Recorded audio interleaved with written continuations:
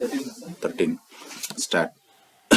Dear, I am thankful to you and all the honorable members for showing me indulgence to continue my speech. I was touching the point that the food situation in the country is being depicted by some friends as very unsatisfactory. One member went to the extent of saying that food has been bungled. I would like to humbly submit that this assessment is not correct. Therefore, I would like to make a very humble submission for the kind consideration of the honorable members. Today, I am going to be extremely frank and I would like to take the House into confidence in regard to the food situation so that no unnecessary misunderstanding remains either in the House or in the country in regard to the facts as far as they related to the food situation. The food situation in this country has to be understood and appreciated in the broad context. Now, some friends have been saying that everything is wrong. Unfortunately, our friend is not present here. He thinks that planning is wrong, that the whole approach to agriculture is wrong. But in all humility, I would say that he only said something which was motivated by policies and he did not really touch upon the basic aspects of the food problem. All the same, I would like to deal with some of the points raised by him also.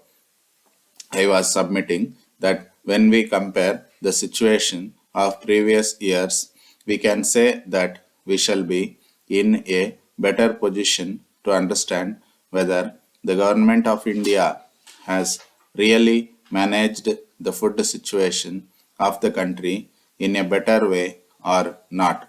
Now, I was making a statement that the price index was so steep and that too when we have imported very substantial quantities. I was referring to this aspect that the government really deserve a word of appreciation from all the honorable members irrespective of the political issues. This year, despite such a serious setback in agriculture, the government had managed the food situation of this country without imports so far. From the past 10 years, population increase have been of the order of 15%. I wish to observe that population growth in this country is increased at such a fast rate that it is having some adverse impact on the food situation. When we take into consideration the increased growth rate, then what would be the additional requirement of food grains? According to calculations, it comes to the order of 13 million tons. This is an important factor which must be taken into consideration. The House knows how the production potentials of food grains has been built up by governmental efforts during the last 5 years. This is due to the concrete and active policies pursued by the Government of India. Despite this additional requirement of 13 million tons, the government has not imported anything. This is an important factor which I request honorable members to take into consideration. Then they will appreciate the way in which government has faced the food situation in the country. Certain views have been expressed to the effect that the stock figures given by the government are not correct. I wish to say that we have not given any wrong impression or wrong figures so far as the stock position is concerned. I wish to point out that government was not at all complacent at any time about the food situation in the country. When the fourth plan document was approved of by this House a few years earlier, the target of buffer stock was 5 million tons roughly. If government had been complacent, why should they have increased this target during the course of the fourth plan itself? We reopened the issue last year when the food situation was relatively comfortable, and we said that a year might come when we might have a setback. There might be erratic behavior of the monsoon, and again we might have some setback to agriculture. So, the target of buffer stock, which was put up at 5 million tons in the fourth plan document, which was acclaimed by this House, was reopened by us even before the fourth plan period was complete. If government had been complacent, this would never have been done. But we took into consideration all the pros and cons, and government came to the conclusion that the buffer stock target should be raised.